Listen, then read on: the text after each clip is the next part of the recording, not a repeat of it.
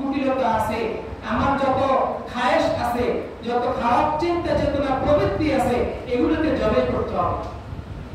কথা হচ্ছে শুধু পশু কোরবানি না, পশু কোরবানির সাথে কোরবানি করতে হবে আমাদের ভিতরের পশুত্ব জায়গায় তুলতে হবে, আমাদের মানবিকতাকে, আমাদের হৃদয়ের যে ভ্রাতৃত্ব বন্ধন সম্প্রীতি এগুলো উদ্দীপ করতে হবে, তবে আমাদের কোরবানি সফল হবে।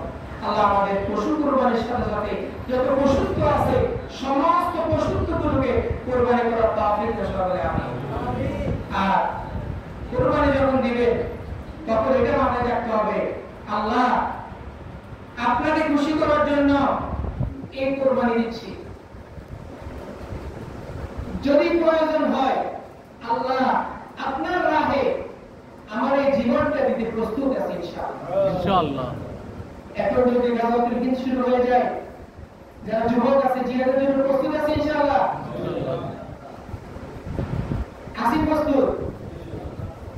দিনের যাওয়ার জন্য পাসপোর্টের মধ্যে মোস্ট লাগায় না, কথা বুঝেন নাই, এখনো ইয়ে হয় নাই, লাইক হয় নাই, বয়স হয় নাই, ছবি দিয়ে এডিট করে কি লাগায়, লোক লাগায়, নাই লাগায়, লাইক বানানোর জন্য। যেরকম জিহাদের ময়দানে যাওয়ার জন্য নিজেকে এরকম লাইক বানাতে হবে। দুজন সাহাবীর নাম শুনছেন? নাম মনে আছে? মুআজ, নাম শুনছেন এদের? আলেম যারা আছেন তারা জানেন। এরা জিহাদের ময়দানে যাওয়ার জন্য দুইজনেই আল্লাহ রাসূলের কাছে দরখাস্ত করছে। ছোট ছোট বাচ্চা।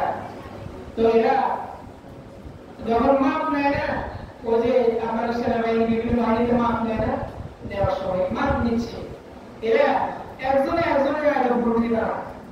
আরেকটা মনে আছে যে উঁচু কিছুর উপরে দাঁড়ায় নিজেদেরকে লম্বা করে, নিজেদেরকে কি করে? লম্বা করে। আল্লাহ রাসূল হাসতেছে যে তোমাদের তো বয়স হয় নাই, কেন এর প্রস্তুতি নিচ্ছ জিহাদের জন্য? যাওয়ার দরকার নেই। তারা বলল আমাদের ইচ্ছে আবু জাহেলকে আমরা কি করব, যে ইসলামের এত শত্রু তাকে আমরা হত্যা করব। চিন্তা করেন, আল্লাহু আকবার। আবু জাহেল ছিল কাফেরদের সর্দার, কাফেরদের কি সর্দার। আল্লাহু আকবার। আল্লাহ তাআলা এই দুইজনকে কবুল করছেন। তারা দুই ভাই মিলে মুআজ দুই ভাই মিলে আবু জাহেলকে হত্যা করছে। সুবহানাল্লাহ। দুনিয়া থেকে বিদায় করে দিচ্ছে। তো কোরবানি করার সময় নিজেকে প্রস্তুত করতে হবে, আল্লাহ এই পশু কোরবানিটাই শুধু কোরবানি না, যদি প্রয়োজন হয় দিনের জন্য আমার এই জীবনকে কোরবানি করতে আমি রাজি আছি। এটা যদি মানসিকতা মানুষে না থাকে, আমার অন্তরে না থাকে, আমার কোরবানি হবে না। দেখবেন ইনশাআল্লাহ প্রিয় বস্তু কোরবানি করতে হবে, প্রিয় জিনিস কোরবানি করার জন্য প্রস্তুত থাকতে হবে। আল্লাহ আমাদের সবাইকে কবুল করুন।